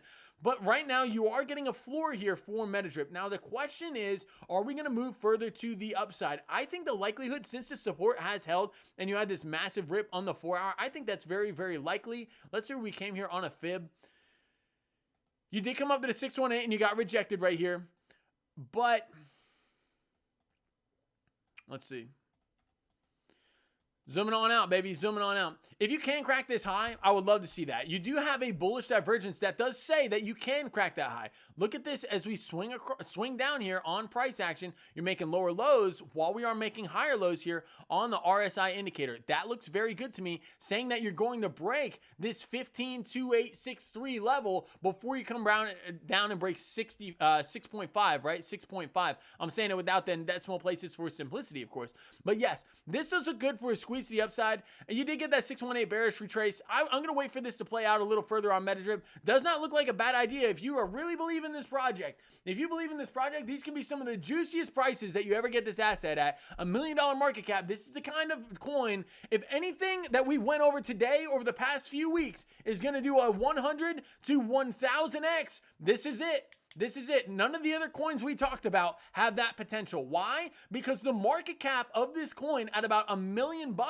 about $1 million in market cap, the highest risk thing that we've talked about, but at about $1 million in market cap with a white paper that looks like it could do some damage, this thing definitely looks like it could do legs. And I'm not saying it's going to 100 or 1000x. Very rare to find those opportunities. But with that being said, there are very few coins that can 100 to 1000x. And to me, this is something to get this to a $100 million market cap is not unfeasible. It's not unfeasible. Now, you're not going to get a 100x on Bitcoin or Ethereum this cycle, right? It won't happen. There's not enough money in the system to make that happen for those kind of market cap. Anything in the top 100, the odds of a 100x are very, very slim. But actually monumentally slim, because there's not enough money based off of those market caps in the billions, in several $1 billion in the top 100. For a lot of them, right? Maybe down in the bottom 50, you have like under $1 billion if something went to 100 billion. But to get that amount of money injected into a single project without some massive kind of adoption it just doesn't look likely. It does not look likely for any of those coins. But for MetaDrip, something that's coming at about $1 million market cap, do your own research, but this looks like it's something that could fly. We did type this in on AI safety score on anti-rug, and it did get a relatively good score, something that you could do with any coin on Solana to verify the safety of an asset to protect yourself from rug pulls. So this looks very good. This got a higher score than Trump coin. This got a higher score than Melania coin, if I remember correctly. It did, right? So this is safer than those memes that were launched by the President of the United States. Just saying, that's what the anti-rug says. So very, very interesting, very, very interesting. Thank you, Sin Nasty Kid, for keeping that on our radar. Trading in a range right now. I'm going to see how this develops. What I would love to see is a break of this range, flip that resistance into support, and then look for taking if the leverage positions are opened up on this, if Blowfin opens it up, or Bitnex or Weeks or something like that, opens a leverage trading platform on this, that's where I'll be interested in getting into this move, because you're looking at moves all the way up here, you know, from your high to your low, from your swing high to low, you're looking at moves up to this 30-cent level, which is a 100% move from where you're at. From where you'd be at upon break and retest of the support resistance flip. So, or resistance support flip. That's what I'd be looking at for MetaDrip, baby. Thank you for dropping that on into the chat. I greatly appreciate you. I greatly appreciate you. On over here to Bubbles. We are kind of, man, we're struggling, man. We're struggling. On the last 4 hours, we've struggled. But on the day, looking very good. Movement being the biggest winner. Pi continually getting beaten down. We averaged into render, baby. We were talking about render down in that $3 range, sub $3, and now you're looking at $4.19, a 25% move for anybody who did jump on into that coin. We were averaging in the SUI, looking good at 250. We were averaging at like 220, 210 areas like that. XRP looking pretty good. You know, it's kind of a mixture. There's a little bit of red in here. You know, I see Jupiter kind of struggling. Jupiter did have a little bit of a run. Binance coin, that's a top 5 coin, getting a little bit of a pullback. Hyperliquid, yeah, there's some redistribution going on in the market. Look at the weekly, how crazy this week was. Despite all the carnage and all the crazy price action, a lot of the altcoins have recovered massively, right? Have recovered massively. In reference to the last couple of weeks, these do not do it justice. Still look at the monthly. Look at the difference between the weekly and the monthly. The monthly saying, wow, we are still getting absolutely annihilated. The yearly, look at some of these percentages. You are down 77%, Polkadot down 52%, FET 80%. Just to put things in perspective to where we are right now, these coins are sitting well off of where they were 365 days ago. I think there is a massive squeeze potential for a lot of these altcoins. I think the bottom is in for alts, baby. The bottom is in for alts. We'll go over our reasoning for that, baby. We'll go over for our reasoning for that. Why not? Let's dive on into it, baby. Let's dive on into Bitcoin dominance. We're going to hit this really quickly, and we're going to hit this every single day. That way, when we come back here, we'll look at, remember when we called the top? We'll be like, hey, look at these videos from this date to this date, and every single day we went over Bitcoin dominance topping out here. Yes, we are on a meteoric uptrend on the daily, pushing on that upwards, that oblique rising resistance line here out of the inverse cup and handle. We have the inverse cup handle coming up to the 618786 bearish retracement for Bitcoin dominance, baby. This is it on the weekly. We have weekly bearish divergence screaming in our face here. Woo, woo, woo. Bearish divergence screaming in our faces. We have the swing up here on price action while we have a swing down on the RSI. That's a steep bearish divergence here. A steep bearish divergence. If these lines extended, they would cross. That's bearish divergence, baby. To the downside for Bitcoin dominance, we have daily bearish divergence that is still forming here on Bitcoin dominance. I get that this does look a little flaggy. It is what it is. Let's get this out of the way. We do have bearish divergence as well as we're swinging up on price action while we continually make lower highs here on the RSI. That's bearish divergence suggesting that we break this low prior to breaking this high, and then the weekly divergence will likely start to kick in and we'll crack this low here before this high. And then that would be what rolls us over into, yes, alt season, baby. Alt season. I'm calling it here. Why am I calling it here? Because we're coming in at the inverse cup and handle. Inverse cup handle to the 618.786 bearish retracement to the golden pocket where we know assets love to reverse from. We have our box of remembrance on total 3. And why do we have it a little deeper than it actually is? Because we can potentially come up and get that 786 on a wick to the upside and then back to the downside. I do acknowledge that the 786 is still there, everybody. We could go higher on Bitcoin dominance. It is reality. But with that being said, we still have major bearish divergence forming on the weekly that you could arguably say that it's been happening since back here on the 30th of October October of 2023, this thing looks to reverse to the downside to me. And I think it's very, very likely that in the coming weeks, the altcoins start seeing a recovery that nobody expects. And you know what? What's the target for this inverse cup and handle? The length of the cup. The length of the cup takes us down to the lowest point that Bitcoin dominance has ever been at in its history. Is anyone expecting that? No. And I'm not saying that that's going to happen, but I'm telling you, that's what the charts are telling us. That's what the charts are telling us here. We have that bearish 618786 out of the inverse cup and handle here for Bitcoin dominance. Up to the bearish 618786 with a daily bearish divergence and weekly bearish divergence. Let's pull up the VRVP here. Why do I have that zoomed out? We have the VRVP. The VRVP represents the area where the most amount of an asset's been traded. And here on percentages, it doesn't do that just, but it does represent where people have been swapping Bitcoin for altcoins, right? And the volatility that can be expected. We gap down, and that weekly bearish divergence does play out here on the charts. I have to be zoomed out, everybody, or else this gap will change because it's the VRVP, the visible range volume profile. Once we break through this gap, and I'll measure this gap right here so we can zoom in. This gap right here on the VRVP, that's going to be an area where you're likely to get a squeeze down. Woo! A squeeze down in price, everybody. A squeeze down in price right here down through that gap in the VRVP, baby. The ball rolling down the hill scenario. We're on the top of the hill. You have the ball right on top of the hill. You're likely to start rolling. Start rolling up to your next trough, which is down here at about 41%. I see a massive alt season coming. It is coming fast, and it is here. That's why I'm calling the bottom for altcoins, baby. That's why I'm calling for the bottom for altcoins. We do have this total 3. I had to redraw this box. No fear. It is in the same area as it was before. I had to go back to the other stream to find it because it got deleted. So I don't know how it got deleted. But yes, this is the box of remembrance, the area where this community was averaging into altcoins based off of the daily bullish divergence that was formed on Total 3. We are out of that box of remembrance. We will not see opportunities like this, in my opinion. Again, I hate saying it. We could potentially get to the 786. I'm not saying Bitcoin can't dump, because it can. Anything could happen in trading. But to me, this is a likely bottom area, and we do have. Oh, I moved the fib. We came down in the golden pocket, baby. We came down. Let me adjust that. We came down in the golden pocket, and we got the bounce, and we're currently trading above the 50% retracement line. I love this area for a bounce for altcoins. I think this could be the monumental reversal zone that we've been waiting for the altcoins ever since they topped out here about 1.16 trillion. And when this puppy breaks, I'm telling you guys, when this puppy breaks, this is the 1.16 trillion, an area that we have touched before back here in 2021 with the amount of money that is currently in the system. Oh Lord, it's going to be an immaculate alt season, and Bitcoin dominance rolling over here does have the ability to make this the biggest squeeze we've ever seen to the upside out of this. Yeah, this looks amazing. Yeah, that cup handle, even the flag here does say, even the flag formed back here. Let's zoom on in here. The flag formed back here. Let's see where this says this would go. Out of the cup handle, the flag, that flagpole states that we are likely to come up here for Bitcoin dominance. Did we get that target? We did. You know, and you can say this is a half cup handle. I'm taking from the swing low down here.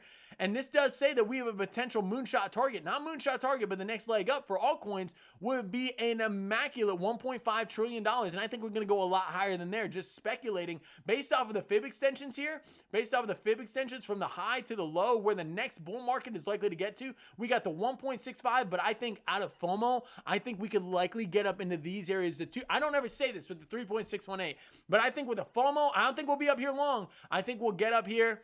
I think we'll flag out. I think we'll do some shenanigans in here, and then we'll get that massive FOMO area here at around 2026, get that massive squeeze to the upside, and then a dump off.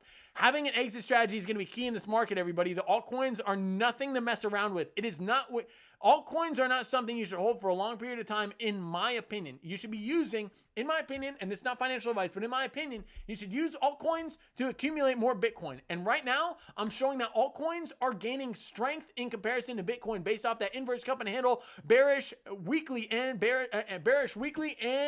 daily divergence with the gap in the VRVP out of the inverse cup and handle. 618786 bearish retracement, baby. Whoo! Whoo! You guys ever get blood pressure whenever you're looking at these charts, man? Whoo! Woo! Yeah, I think this alt season is going to be absolutely massive. And we're going to remember this box of remembrance. That's why it's called the box of remembrance, so that we can remember the box of remembrance. When we get that squeeze to the upside, we're going to be looking back here as the area that the Boys Crypto community was averaging in the altcoins, calling the bottom for altcoins, baby. Calling the bottom for altcoins, getting above that daily 200 SMA. And each and every single one of you that watch this channel knows as soon as we get above, we start closing candles above the daily 200 SMA, I have to be a bull. I have to be a bull. I will be a bull. I sound like a preacher right now, don't I? Oh, yeah, you know, when they're sweating up there in those lights, and they're like, loud, yeah. Shout out to everybody who does public speaking, man. You can get a little sweaty doing this stuff, and your blood pressure can get high. But yes, that's what I'm looking at for altcoins, baby. That's what I'm looking at for altcoins. Hey, man, I appreciate you saying that. Thank you for that comment, man. Bitcoin dominance is a juggernaut. Gone fishing. Yeah, you're right. It has been on a 2-year uptrend, but all uptrends end. All uptrends end. And I know Bitcoins will end eventually, I believe. I think there will be some kind of break in trend. We'll stop making higher highs, higher lows. I think eventually, I don't think that's going to happen anytime soon, or perhaps even in our lifetime, until all the Bitcoin is mined. And gold's been on a tear. Gold's been on a constant uptrend that hasn't stopped, right? It just is reality. But Bitcoin dominance is a beast. Bitcoin dominance is a beast. But I've never seen this many bearish indicators flashing at the same time. Inverse cup handle, 618786, bearish retracement, gap in the VRVP, daily bearish divergence, weekly bearish divergence. Now, if we're going to get into some kind of Bitcoin super cycle and we're to squeeze past all of that, anything can happen, man. But if you violate, we talk about this all the time, you violate bearish indicators like that, the squeeze you get to the upside is astronomical, right? So are we going to see some kind of Bitcoin hyper cycle, Bitcoin massive something, countries battling over Bitcoin and no one cares about anything except for Bitcoin? Can happen. Anything can happen in trading, but this is what the charts are telling me is likely to happen.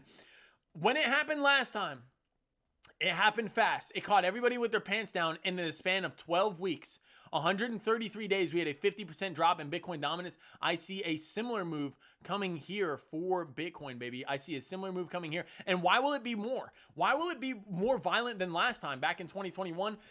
Or 2020, because Bitcoin is twice as large now as the last time, three times as big as the last time alt season occurred. The market cap is so much greater. On top of that, since 2020, we have about 3 times as many US dollars in circulation due to the money printing by the Federal Reserve. So I believe this alt season can be beyond massive for all of us. I think it could be one of the biggest money makers, honestly, one of the biggest money makers of your life. And I have to be staring at this chart and say, hey, I got to take this shot. I have to, man. I'm 28 years old. I'm 28 years old. I have to, and this is why I'm here. I have to take this shot. I have to be in this space. Because you find me another asset class that is screaming this much, that is going to moon to the upside and has the potential as some of these altcoins have. There are none. In my opinion, there are none. Show me a stock. I'm begging you. Show me a commodity. Show me a bond. Show me something. An options contract. Anything. This is my shot. This is my shot to get out of any kind of rat race job. This is it. And each and every single one of you here have the potential to change your lives with this market. People have in the past. Look at people that have made money in this. Da Vinci J15, Crypto, The Moon Show, Samuel Price, Jason Casper, all these guys that have made immaculate amounts of money getting in Bitcoin at about $100. That's what I'm seeing here for a lot of these altcoins. I'm not saying any of them are going to be the next Bitcoin, but to be able to accumulate altcoins that will allow you to get more Bitcoin, an asset that I think, as Michael Saylor says, is likely to go to about $13 million. That's a 130, greater than that, 140, 150x from here. If you could do that with your net worth, if you could do that with a singular year's salary, you would make what you would have made throughout your entire life just by having your money in a singular asset. Oh, I don't mean that. I'm not ranting everybody, but that's why I love it here. This is my shot. This is our shot. This is our ability to give ourselves the freedom that we want here in America, wherever you live. This is the market that gives you that opportunity, that shot. And you know what? Say it doesn't work out. Say it doesn't work out. What am I going to do? Just go back. I'll still be a trader. But if I had to get a job, if I had to get a normal job, get a normal job, so what? That's what I'd be doing anyway, right? That's what I'd be doing anyway. So I have to take this shot on some of these altcoins, on some of the best setups that I see here in the game with this multi-year. Look at this on the weekly. Inverse cup and handle bearish 618786 golden pocket retracement to the downside with a gap in the VRVP. Whoo! Guys, you got me fired up about crypto tonight. Hey, shout out to you guys. Shout out to you. Gone fishing. I agree, man. Markets don't always go up. I totally agree with you. All right, here, diving on in. Hey, thank you, everybody, for jumping on into the chat. Hey, yeah, I got it bumped up, man. Preach, April, preach. Yeah, just because Bitcoin doesn't go up does not mean the altcoins will go up too. That's true. That's very true. Bitcoin went on this monumental run up to 100K, and most of the altcoins, a lot of the altcoins are sitting below their bear market low. Look at Ethereum, right? Ethereum was trading at $4,000 just 3 months ago, and now Ethereum dropped to 1760 or something like that. A crazy move to the downside for Ethereum. I'm not saying that all these coins are going to pump like Bitcoin. I don't think any of these coins, I'll put my stamp. My belief is that no asset will ever outperform Bitcoin. That is my true belief, and that's why I want to be accumulating as much as possible. These altcoins, this season that I see coming up based off of this chart right here, this season is what I'm going to be utilizing to maximize the amount of Bitcoin that I have under my control, because I believe it is the most scarce asset on the planet. I will sell my altcoins. I'll be the first one. I'll raise my hand to you. I'll say, I will sell each and every single one. I promise each and every single one of you, I will sell all of my altcoins when I believe the time has come. Now is the time to me to be accumulating them, because I think they're about to beat up on Bitcoin. I think they're about to beat up. Bitcoin's been beating up on them for 2 years. I think they're about to beat up on Bitcoin temporarily, like right here, before Bitcoin starts going on another moonshot to the upside and we start staircasing up, elevator down. Do we not talk about that all the time? Staircase up, elevator down, staircase up, elevator down, baby. This is the small period of time, just a couple months, man, that I'm looking at multiplying my Bitcoin holdings based on from the gains that I make through altcoins here, through the gains that I make for altcoins. That's what I'm looking at. Man. Yeah, thank you for that comment, man. I appreciate it. Down to the low 60s, I figure, on Bitcoin, and yeah, Armageddon. Yeah. Hey, and could it be the end? Could this be the end of the cycle? That is a question that people are asking. I'm not ruling it out. Like, you could go based off the 4-year market cycle, but this was not a good move here. This was a terrifying move. I'm not going to lie. When would I become a bear? And I did a video based off of this of when I think the bull market will be over. But, at the end of the day, we do have this 618786 from the swing low to the swing high. I do think that we could potentially come down to the $72,000 area, $72,000 area. That is a potential. But right now, based off of this, where is it from? Based off of this pool right here, this initial reaction, we came down to the 786. We came down from the 786 from this reaction right here, almost. Yeah, the 786. You got that bounce off the golden pocket. Now you're above the daily 200 MA. It looks good to me. I have to be a bull above the daily 200 MA. I will start reevaluating the situation when we start breaking this 786. We break this low. We break this daily bullish divergence. I will start flipping my mindset on Bitcoin, and I'd have to have a little bit of a bearish bias, because anytime we violate bearish divergence, like what XRP did on its monumental run up, it had bear div the whole way, baby, and it violated each time and squeezed harder each and every single time. Let's dive on over into that. Let me show you what I'm talking about. XRP, baby, on its monumental run up here in April, not in April, back in November. Look here for XRP. Look at this bear div that formed on XRP. Every time this bear div got violated, bear div right here from swing low. Let's clear up some of this. Bear div, baby. From swing low. I don't know why I said that. Okay. From the RSI indicator, you have a swing down on the RSI indicator while you have a swing up on price action. That's bearish divergence, suggesting you break this low before you break this high. That didn't happen. The moment we cracked this wick, this bear div was invalidated, and you squeezed massively to the upside. And look at what happened again. Oh, there's bear div again. You could say, hey, this This was bearish divergence, still a swing across, not as violently. If these lines did extend, that's still bear div. Even though you have a swing up on the RSI, you still have that massive, almost vertical line, right? That's bear div, suggesting that you break this low here, yes, down here at 99 cents before you break this high. And look at that. It violated it again to the upside for XRP. This bear div got invalidated. And now you have to reset with new stochastics. And now you're looking at this. Now you formed a new set of bear div. Where is it here? You did have this swing up here on price action while you had a swing down on the RSI.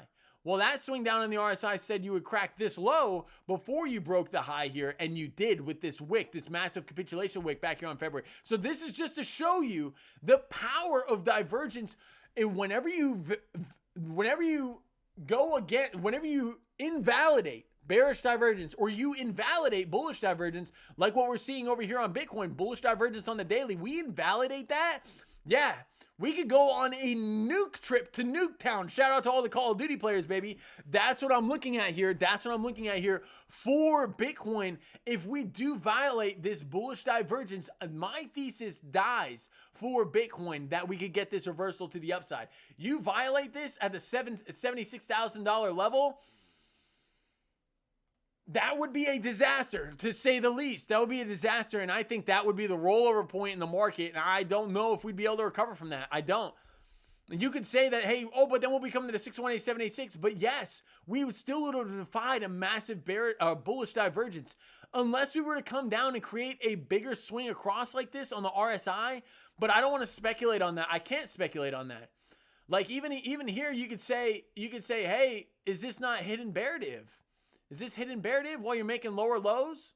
You're making lower lows on price action here. I mean, lower low on price action while you're making equal lows on the RSI. That's hidden bearish divergence, right? You know, it would be worse if the RSI was curving higher here. That would be straight hidden bearish divergence. But this is Class B bearish divergence, hidden bearish divergence to the downside, suggesting you're going to break this low. There's a lot of confusing indicators in the market right now. But for me, I have to stay true to the 200 MA, baby. Keep that level on your radar. It currently sits at $85,363. I only go based off of candle body closes, so I don't care about the wicks. But the daily 200 SMA is telling me whether I have to be macro bullish or bearish out of this bullish divergence. Breaking above the daily 200 MA, I am a Bitcoin bull, baby. I'm a Bitcoin bull. We break below and close candles below the daily 200 MA. I'll be like, oh, well, we could potentially, I'll be looking on the smaller time frames to come down here and crack this this bullish divergence that has been forming. I do not want to, where's my water? My uvula's getting dry. I was ranting.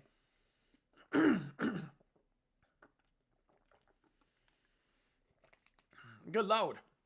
Yeah, I do not want to see that bullish divergence get defied here on Bitcoin. Super important to me. It's super important to me on the macro. All right, diving on into the chat. Yeah, VeChain. Yeah, let's do it, man. I'd love to jump into VeChain with you.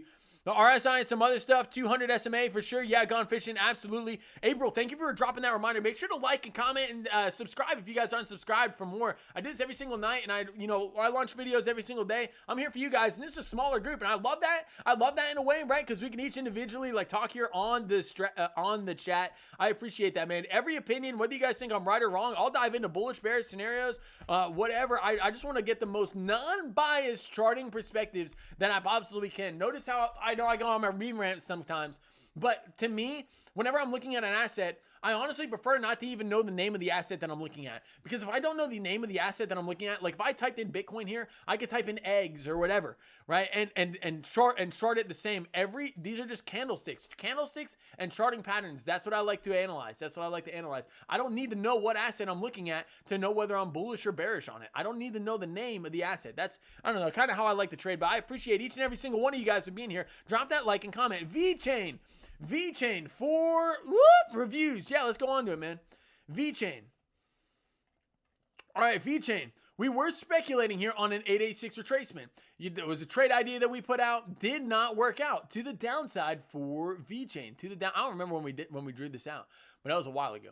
But yeah, from swing low to swing high, you were getting to the 886, looking for that bounce there. You did get a reaction off the 886 down. Let's clear some of this up.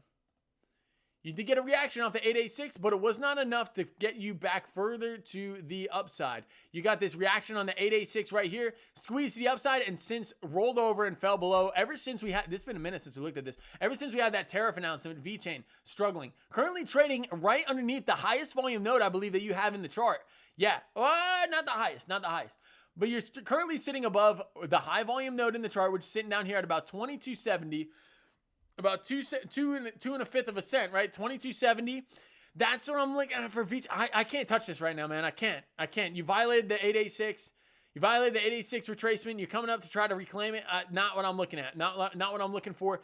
I just think there's stronger projects in the game. With that being said, you do have that daily bullish divergence here that is suggesting a pop for these altcoins. And if the altcoins start to recover, I think everything in the top 100 at least are going to get a little bit of a pump a lump, But a lot of the bullish divergence that I've been seeing is class A, where you have a swing up on the RSI. This is class B, where you have a swing across in the RSI. That's not what I like to see. That's not as strong as class A. So I'm going to stick with stronger assets whenever I'm looking at my leverage trades. But this does suggest that you do break this high before you break this low at about 36.51, before you break 21.21, and that daily bullish, that daily 200 SMA is currently standing in your way. You do have a gap up in the VRVP, suggesting that you may get a little bit of a squeeze here, about 20% to the upside to that 32.33 level, but I would just be cautious. I would be cautious. You also have the 618.786 Fibonacci coming in here at about that same, that'd be really confluent with, yeah, there's resistance above you, man, for sure. You have this high volume node, the 618.786, and you have the 200 SMA on the daily.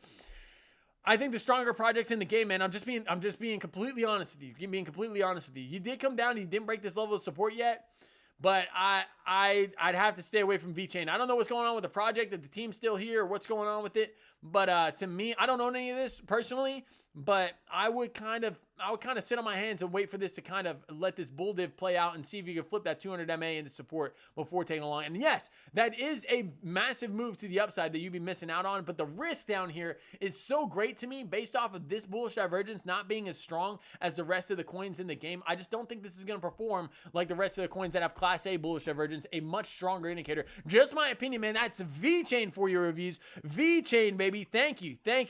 All right, diving on in. Yeah, for everybody who's in with us, we'll announce it again for April. Thank you for dropping that in the chat. We'll be streaming on Crypto Profit Brothers channel, baby. I'll be streaming with Project Moon Gold. We are teaming up to bring the hottest setups in the game for you guys on Sunday nights. We'll be doing that on Sunday night at 7 p.m. or 8 p.m. Eastern Standard Time. 8 p.m. Eastern Standard Time, 7 p.m. Central Time if you're here like me in the great state of Texas. So yes, that'll be awesome. It'll be great to get two different people looking at the same thing. And I'm very excited to do that with him. He does have a different trading style than me, but that way we could get people to look at different kinds of trading styles and show you guys that different kinds of trading styles do work. Not one trading style is the end all be all. It's just his unique trading style and mine. We'll see if we look at the same. We're going to look at the same asset and analyze it individually. We're just going to pass the screens back and forth, and that's what we're going to look at. I'm very excited to do that with Project Moon Gold, everybody, with Project Moon Gold on Crypto Profit Brothers channel. I'm very, very excited. I look forward to bringing that to you guys next week. So, or on Sunday, on this upcoming Sunday at 8 p.m. Eastern Standard Time. Very excited. All right. Thank you, April, for jumping on in. Michaela, what's going on here? Hey, thank you for jumping on in as we are wrapping up here, do I like using the MACD? Do I recognize divergence on the MACD? So I don't use the MACD indicator, and here's why. I'll tell you why. So let's pull this up here. Let's get rid of the stochastics here, and I'll make room for the MACD on the chart. So the MACD, the moving average convergence divergence. The MACD, baby. So the MACD is a lagging indicator. It is a lagging indicator. So and you could argue that everything's a lagging. Let me pull the MACD up here.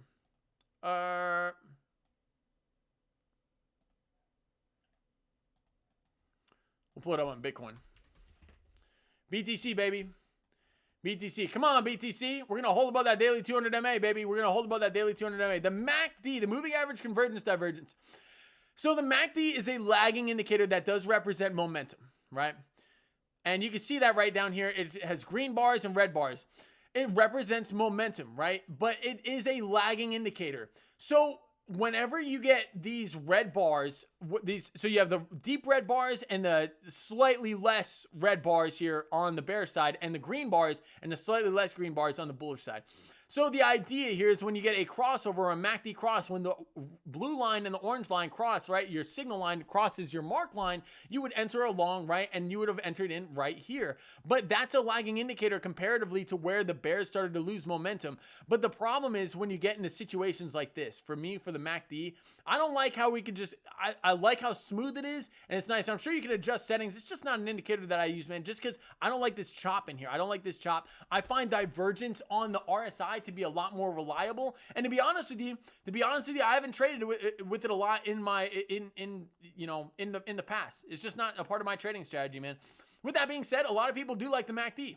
A lot of people do like using the MACD, and there's tons of indicators out there on TradingView. Oh my gosh, you could go look at all these indicators that you have here on TradingView. All of them do something different. And I'd be lying to you guys if I said, oh, I know what each and every single one of them do, but I don't, right? You have to do your own research, right? And do research on each individual indicator. The MACD, just not a part of my trading strategy, man, but thank you for bringing that up. I don't hate it. It's not that I hate it. I don't hate it. It's just not part of my trading strategy. I look for divergences and crosses of the 200 MAs playing that game of 200 MA dominoes, baby. That's my favorite way to trade, and that's how I earn money in this market. And I say it like this: I've never needed the MACD to make money in this market. So I don't like keeping. There are people with all sorts of lines and indicators all over the chart. I like the VRVP, the moving averages from the 20 up to the 200. You know, I usually just use the 21 and the 200. You can also add right here in the settings, right? I have these ones unchecked. I can add the 100 or the 50 and the 100. I don't like that. I think it kind of clogs up the chart, and I don't see those as being very key levels on the chart anyway. For me, in my experience, right, that's why I like using the 21 and the 200, because it does give me those hints of short-term momentum. That's what I'm looking at, baby. That's what I'm looking at. But yeah, it's just not part of my trading strategy. But shout out to you, man. I'm not saying it doesn't work. It's just not something that I used to trade. But yeah, shout out to you. Thanks for the question. I appreciate it. Yeah, so yeah, the RSI and the 200, super important, man. Super important. That's what I like. Hey, shout out to each and every single one of you guys. Let me refresh this right here. Let me refresh the chatteroony. Refresh the chatteroony. I'm using my phone for the chat, baby. I got to get this monitor set up. I got a new monitor back here, ready to go, baby. Ready to go for you guys. Yeah, I had this on my chart, and that's how I'm reading the chat, baby. That's how I'm reading the chat. But that's what I'm looking at. Josh Parks, thanks for jumping on in, man. I appreciate you being here. As we are wrapping up the stream, man. But I appreciate you jumping on in. I'd appreciate you smashing that like button, man. So yeah, Bitcoin kind of trading in the la-la land right now on the daily. The altcoins getting a little bit of love. Let's see if Bitcoin could keep closing candles above that daily 200. Looking for that daily bullish divergence to play out here on the daily, of course, on the daily. So we'll see as market does open up into tomorrow. Tuesday night seemed to be a very reliable night when it comes to trading. So if you're looking at scalping on the smaller time frames, maybe something that you want to look at. We'll keep an eye on this 15 minute consolidating right here. Let's see if we get that bounce. But to me, we did lose this trend line here that we were tracking on the 15-minute time period. We did have that swing across here. We had that horizontal resistance with the upward sloping support that was broken. Let's see if Bitcoin can get back up inside this pattern and break the 15-minute 200 MA.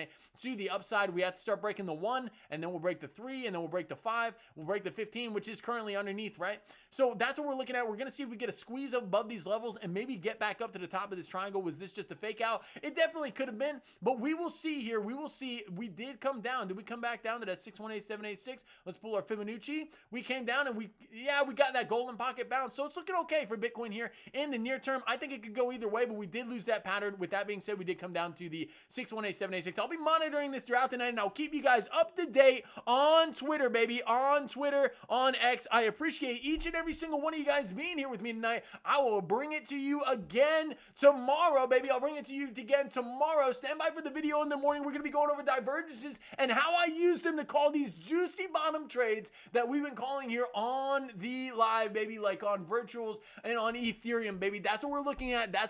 Until then, until next time, Boys Crypto is out, baby. We are out. Thank you, everybody, for being here. Much love. Enjoy your night. I will see you tomorrow.